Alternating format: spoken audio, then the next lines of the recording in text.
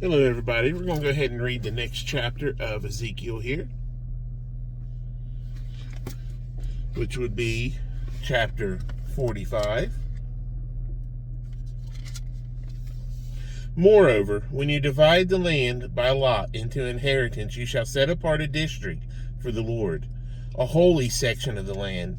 Its length shall be 25,000 cubits, and the width 10,000. It shall be holy throughout its territory all around. Of this there shall be a square plot for the sanctuary, 500 by 500 rods, with 50 cubits around it for an open space. So this is the district you shall measure, 25,000 cubits long and 10,000 wide. In it shall be the sanctuary, the most holy place.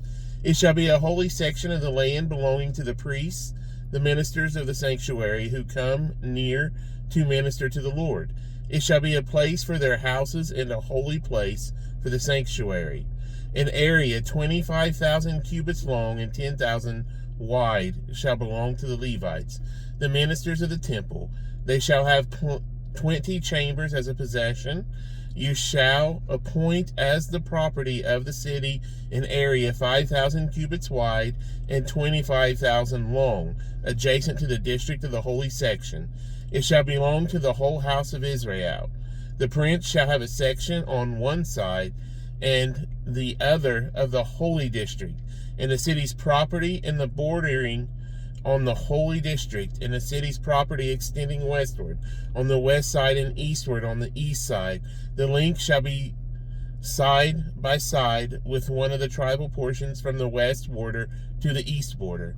The land shall be his possession in Israel, and my princes shall no more oppress my people, but they shall give the rest of the land to the house of Israel, according to their tribes.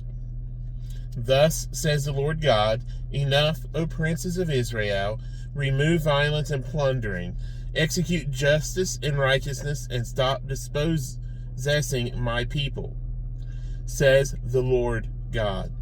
You shall have honest scales, an honest ephah, and an honest bath. The ephah and the bath shall be on the same measure, so that the bath contains 1/10 of a homer, and the ephah 1/10 of a homer. Their measure shall be according to the homer. The shekel shall be 20 gerahs. 20 shekels, 25 shekels, and 15 shekels shall be your mina. This is the offering which you shall offer. You shall give 1/6 of the ephah from a homer of wheat, and 1/6 of an ephah from a homer of barley.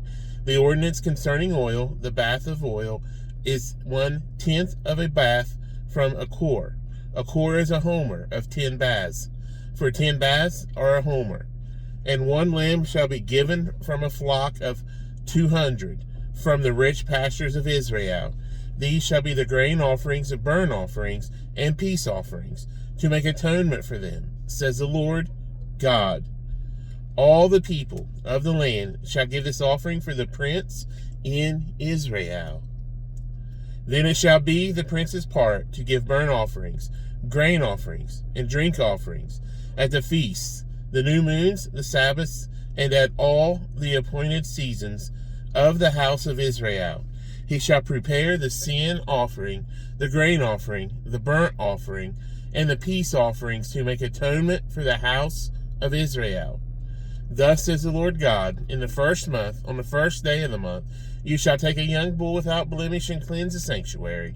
The priest shall take some of the blood of the sin offering and put it on the doorposts of the temple, on the 4 corners of the ledge of the altar, and on the gateposts of the gate of the inner court.